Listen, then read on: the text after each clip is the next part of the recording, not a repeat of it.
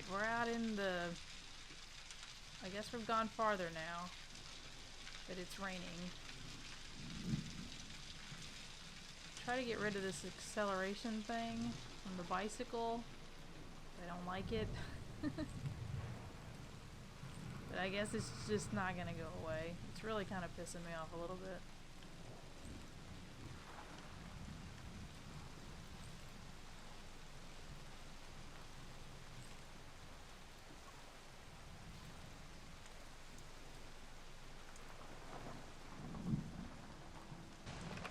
Can I do an audio of the rain?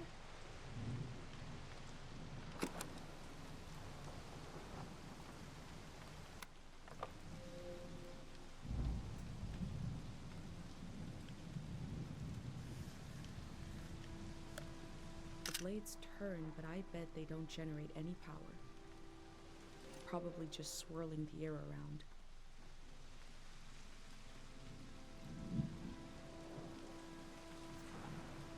Look at this infrastructure.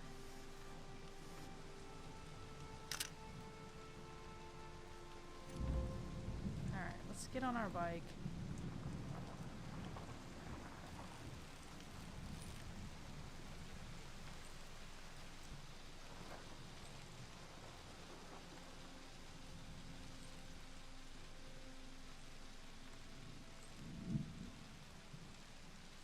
We haven't seen anyone yet. We haven't seen any people.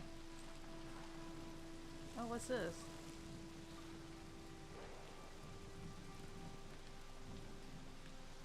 I hate this season. Every line is dead. Every wire is cut.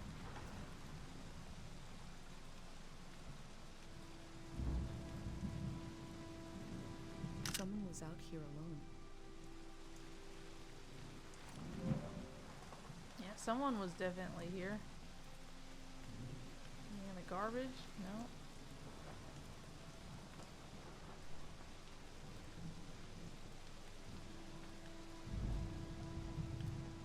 Guess I can't go up this way. It's got a big no sign on it.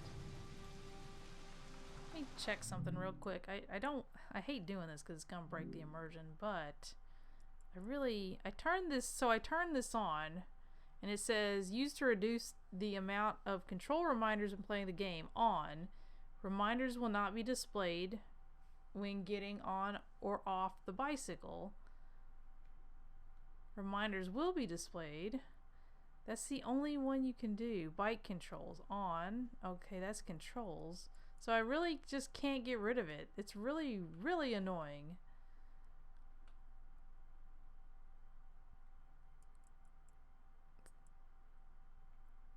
Yeah. There's really no getting rid of that stupid bicycle thing.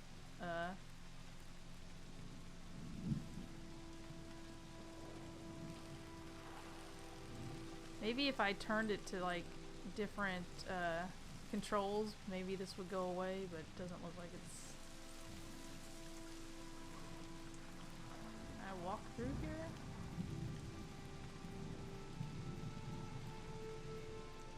Yeah, graffiti. Awesome. Actually, there's stuff here. What's here? Wind up.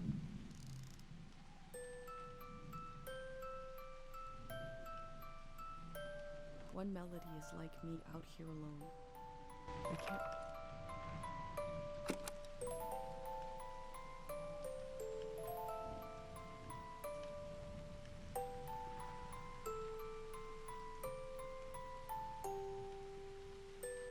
I have a feeling they use these music boxes to fall asleep. One voice, one tune, alone in the wilderness can't last long. Two voices, a melody, and a harmony is enough to survive a little while. Three voices, a community, a song can last a whole season. Sure, I'll They take that kept with me. themselves company with music.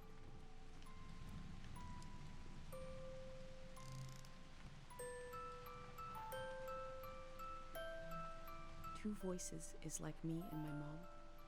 We can survive, but eventually you need more.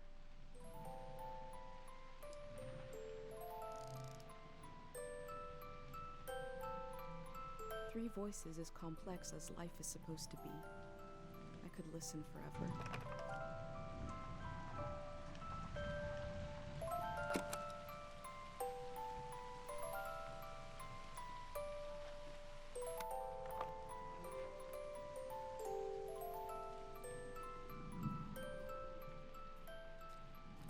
this side?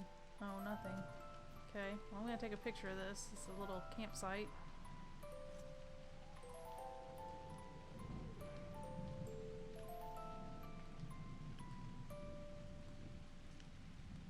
They used the walls like I use my journal.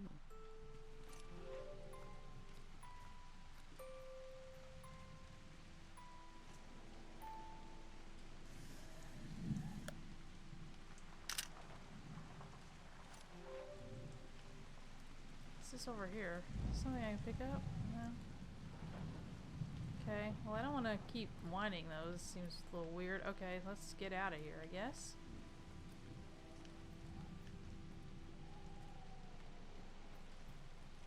So somebody was living here. They are not living here anymore. Oh wow, look at the flowers.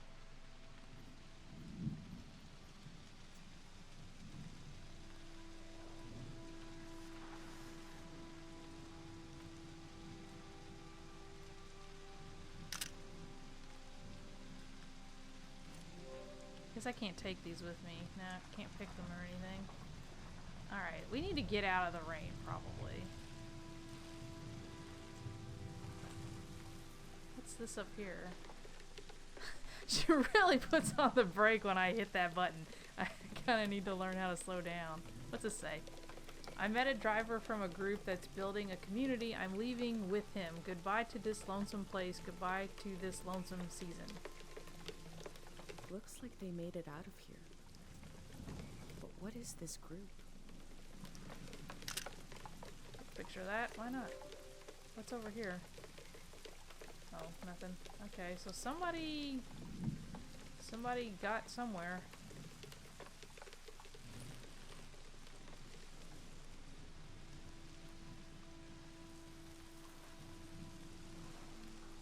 Oh, that's the valley exit.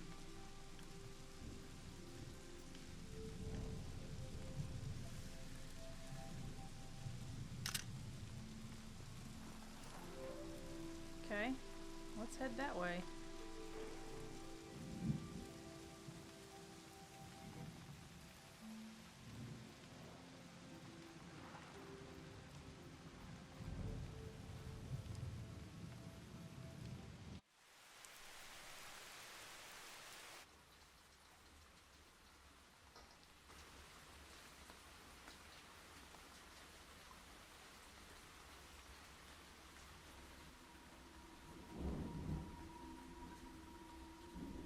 In the empty places, I found companionship in the tapes I recorded before leaving home.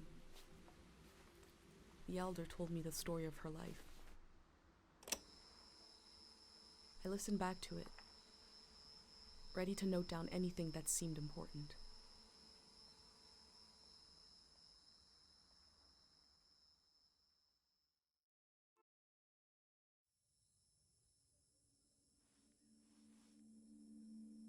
Let's set the scene for the listener, whoever that might be. This is the elder speaking. We're sitting in the plaza, saying goodbye to a dear soul. We're here to see if there's anything useful in my mind that could help you on your trip. A century's worth of memories, dreams, fantasies, visions, like a big, old, haunted library. When I die, this library will burn down. But which book should we check out first? I don't have all the answers, but I do feel the story of my life could help you understand what kind of world is out there. Let's ask for advice. It's okay not to understand everything right away. The moment may pass before you've gotten a firm hold on it. But as long as you're there to witness it, to take it down in your journal, you and others to come will someday take the time to make sense of it all. Let's see. What's your real name? How did you become the elder? Let's see what their name Francis is. Kale, if you must know. You can call me Frank. Or Elder. Or the Elder. Or Elder Frank. You know, whatever. I don't care. I was born on the ocean. My mother and father worked on a cruise ship. The short-lived but glorious watery republics, floating cities. Most won their independence by the time I was born. How can I describe them? They were a jewel of the golden season. Pleasure boats with a radical political program. How nice. The Golden Age was a time of flags, logos, mottos, mastheads. My mom taught me to read them. She was the ship's philosopher. My dad was a recycling engineer. Recycling on the ship was a matter of life and death. We had to get the most out of every object and watt of energy. That's interesting. Where did your family come from? My grandparents played with the past. They changed it like we change our wardrobe. So it was a different answer every time. But they often said we were exiles of some kind. Exiled royalty from a secret lineage. Blood that glows in the dark. Or we're exiled from the mouth of some great leviathan. When they were older, they just said, we're from here. We're from right now. I loved the way the ship would tilt and roll with the waves, especially as I fell asleep. It was so comforting. Picture me as a kid in bed, feeling the swaying of the ship. It was like being rocked to sleep as a baby. I loved exploring the ship too, wandering through the suites, the swimming pool, the game rooms, and oh, there were 2 dance halls, a large, elegant one and another one in the basement. A lot of my firsts were down there, my first dance, my first kiss, and so forth. Our ship was taken over in the early days of the war. That was the end of the watery republics. I heard the dance hall in the basement became a weapons cache. Took me half my life to say goodbye to the world I knew in my youth. Imagine me and my parents and everyone I knew being escorted off the ship by a company of soldiers. And I'm thinking, I hope they don't make a mess of my room. I was embarrassed by the younger kids who were crying their eyes out, but they knew, I guess. So she didn't understand what was happening. Or was that the end of the season? Yes, the start of the war was a turning of seasons, and we had been warned the season was going to end. Oh, but we didn't understand the warning. You see, one night, along a coastline, we saw beautiful lights shimmering above the water. Later, we found out this was an ancient warning system. It hadn't been used in so long. We didn't know what it meant. We just thought, well, ain't that pretty? We tried to stick together and camped out on the coast of the Prismatic Grounds.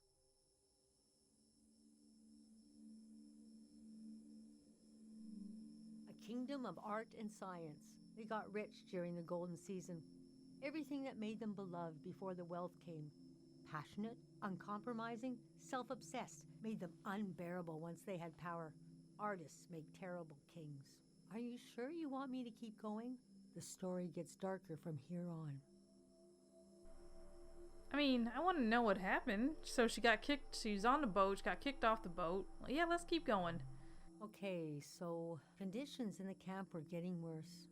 My mom got lost in thought for long periods of time. She'd be completely still for hours, days even. We realized she caught, well, now we call it time misperception disorder. It's when you lose your ability to tell how much time is passing. A minute can feel like an hour. A day can pass in 10 seconds. I think I have that. How did she catch it? We don't know exactly. Our consciousness is delicate. There are minerals and sounds that can adjust it. Dr. Fumio's greatest fear was that someone would use this as a weapon. We heard about a traveling doctor who could cure these kinds of diseases. I decided to go find him. I found out his name was Dr. Fumio, and he traveled with his son Lucio. People talked about him like he was a god.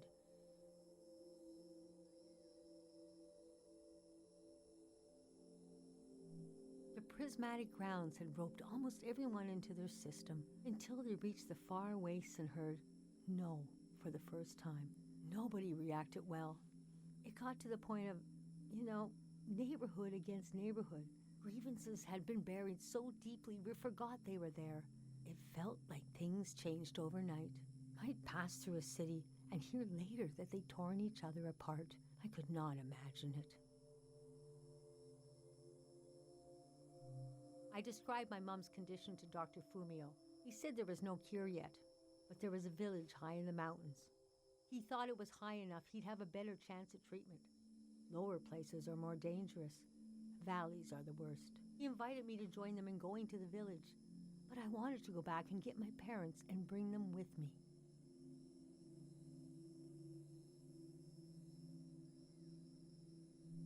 I packed my things and got ready to leave the next morning. That night, my mom came to me in a dream. She was standing in a field of flowers. I'd grown since I last saw her. We were the same height. She pressed a finger hard into my palm. She taught me well. I knew the meaning of the gesture. I knew no matter what I did, I'd never see my parents again. In the morning, I told Dr. Fumio I would follow him to Karo village. The next few weeks were very physically tiring, hiking, climbing. And when we found the village, building, planting, cleaning, Fumio brought sick people from all over the world, and they got better. The treatments worked. Everyone was healing. So why couldn't I? One day, we got word the war was over. We never found out how it ended. It was like peace just swept over the earth in a split second. There was a party in the plaza to celebrate the end of the war, but I couldn't bring myself to go. Yes, it was over, but it had taken my home, my family. That night, as I was falling asleep, I felt the bed tilt and sway gently, as if it was being tossed on the waves of the ocean, as if I was back in my bedroom on the ship, as if I was back in my mother's arms, being rocked gently to sleep. I knew I was finally home, and nothing could hurt me.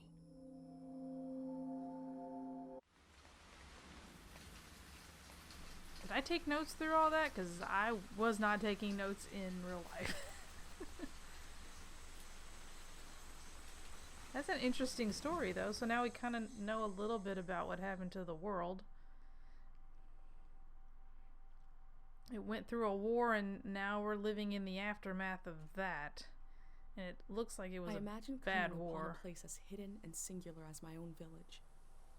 Eventually, I found myself circling a valley, looking for a way in. So we're trying to get into this valley, I guess? Where do we come from? Okay. Okay. Guess we're going this way. Should I go this way? What's over here? Oh, nothing. That's just a freaking cliff. Alright, we don't want to do that. Let's take the road.